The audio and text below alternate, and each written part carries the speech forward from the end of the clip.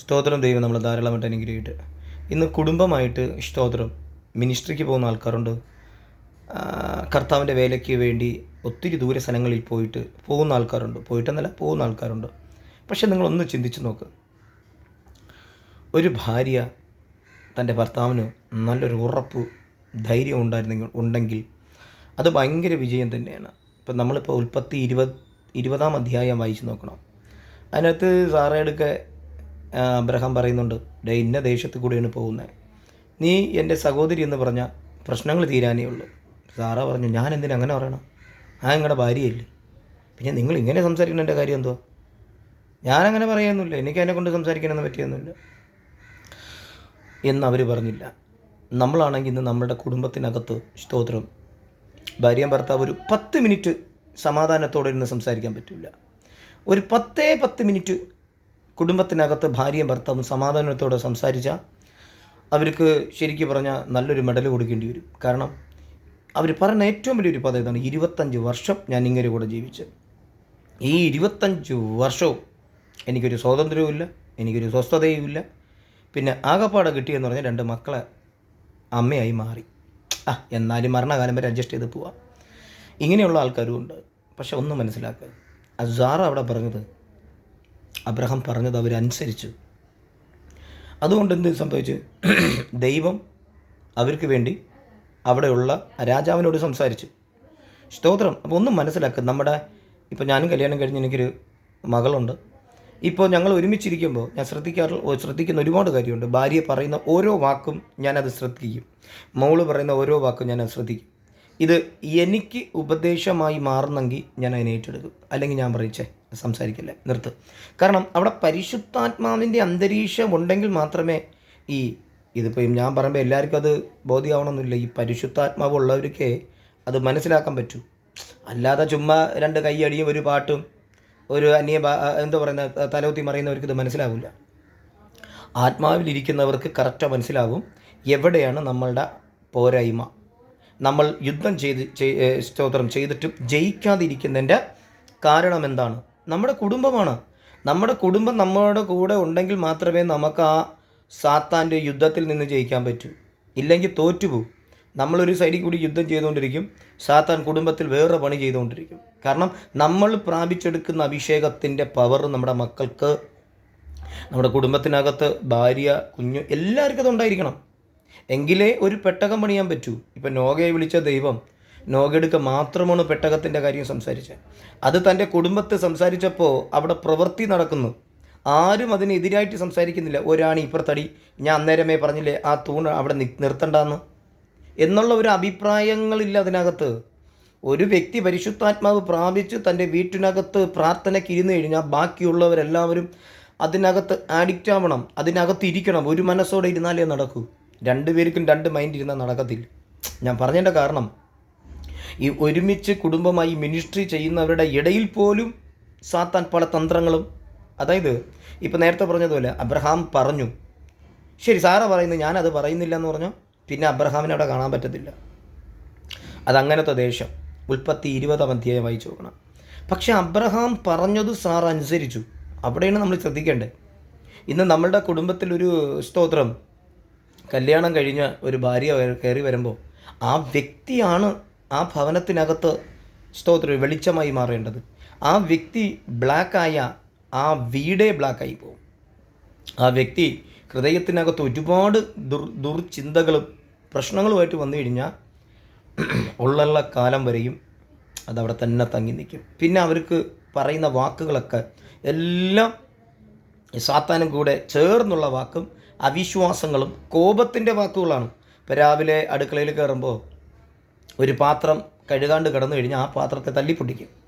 ആ പാത്രത്തെ ചൊല്ലി പിന്നെ ഓഫീസിൽ പോകുന്ന കാര്യം ചൊല്ലി, ഞാൻ ഒറ്റയ്ക്കേ ഉള്ളൂ, ഞാൻ മാത്രമേ ഉള്ളൂ, എനിക്ക് വേറെ ആരുമില്ല, ഞാൻ ഈ കിടന്ന് കഷ്ടപ്പെടുന്ന 45 വർഷമായി. ഈ 45 വർഷം കൊണ്ടും ഈ ഭർത്താവിൻ്റെ കൂടെയാണ് കഴിയുന്നത്, ഈ വീട്ടിലാണ് കഴിയുന്നത്.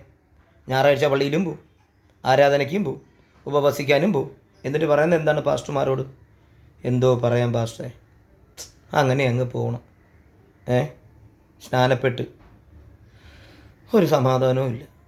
ഇവിടെയാണ് നമ്മുടെ ഭാഗത്തുള്ള തെറ്റ്. ഒരു വാക്ക് നമ്മൾ കേൾക്കുമ്പോൾ അല്പം ഒന്ന് വെയിറ്റ് ചെയ്യും, ഒരു സെക്കൻഡ് വെയിറ്റ് ചെയ്യും. എന്തിനാ? മറുപടി കൊടുക്കാൻ പറ്റട്ടെ. നിനക്ക് വേണ്ടി ഇവിടെ നോക്ക്, സാറയ്ക്ക് വേണ്ടി ദൈവം ഇറങ്ങി ഇല്ലേ? കറക്റ്റല്ലേ? അപ്പോൾ സാറ ഹൃദയം കൊടുത്ത് ദൈവസന്നിധിയിൽ നന്നായി നിന്നതുകൊണ്ടാണ് ആ അത്ഭുതം അവിടെ നടന്നത്.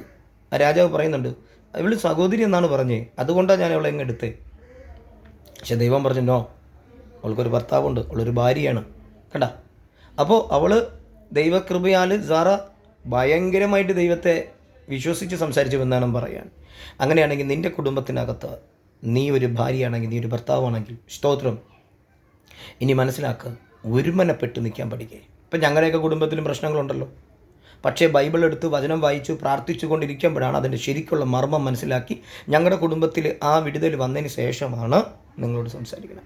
അപ്പോൾ അവിടെ ആൾക്കാർ ഒരു പേര് പറയും, പെണ്ണാളനെന്നും പിന്നെ ഭാര്യയുടെ അടിമയെന്നും പറയട്ടെ, കുഴപ്പമെന്ത്? മരണകാലം വരെയും ഭാര്യയുടെ കൂടെയല്ലേ കഴിയണ്ടേ? ഈ പറയുന്നവരെ കൂട്ടത്തിൽ നമുക്ക് കഴിയാൻ പറ്റൂ? അവരതും പറയും, അതിനപ്പുറവും പറയും ഇല്ലേ? ദൈവമാണ് നിങ്ങളെ ഒരുമിപ്പിച്ചത് ഇല്ലേ? ഇന്ന് 3/4 ഭാഗവും നിങ്ങൾ നോക്ക്, മൊബൈൽ എടുത്തു കഴിഞ്ഞാൽ ഭാര്യയെ തർക്കം, ഭാര്യയെ വെട്ടിക്കൊന്നു, ഭാര്യയെ കുത്തിക്കൊന്നു, ഇതൊക്കെ തന്നെ കേട്ടുകൊണ്ടിരിക്കുന്നത്. എന്ത് കാരണം? കൂട്ടുകാരുടെ വാക്ക്, ഈ മൊബൈലിൽ വരുന്ന ഓരോ സംഭവങ്ങൾ. നീ അവിടെ ഒന്നും നോക്കരുത്. ബൈബിളിൽ വ്യക്തമായി പറയുന്നുണ്ട്, പുരുഷൻ ഏകനായിരിക്കുന്ന നന്നല്ല കൊണ്ട് അവർക്ക് തക്ക തുണ. അപ്പോൾ നിൻ്റെ കുടുംബത്തിലെ പ്രശ്നം നീ ആരോടാണ് സംസാരിക്കേണ്ടേ? പാസ്റ്റർമാരോടാണോ? അല്ല. എന്നോടാണോ? അല്ല. വിശ്വാസികളോടാണോ? അല്ല. നിന്നെ സൃഷ്ടിച്ച നിന്നെയും സ്തോത്രം നിൻ്റെ ഭർത്താവിനെ ഒരുമിപ്പിച്ച ദൈവത്തോട് സംസാരിക്കുക. അതിൻ്റെ പേരാണ് വിശ്വാസം എന്ന പ്രാർത്ഥന. ഇത് ഇന്നെന്താ അത് ഞങ്ങളുടെ കല്യാണ വാർഷികം. അയ്യോ ഒന്നും പറയണ്ട എൻ്റെ പൊന്നേ, 60 വർഷം എങ്ങനെ ജീവിച്ചാന്തോ, 35 വർഷം എങ്ങനെ ജീവിച്ചാന്തോ, ആ വാർഷികത്തിൽ പോലും അയ്യോ എന്നൊരു വിളി വരെയാണ്. സന്തോഷമില്ല, സമാധാനമില്ല. ഈ പറയുന്ന വ്യക്തി പിന്നെയും പുള്ളിക്കാരുടെ കൂടെയാണ് ജീവിക്കുന്നത്, ഈ രണ്ടുപേരും.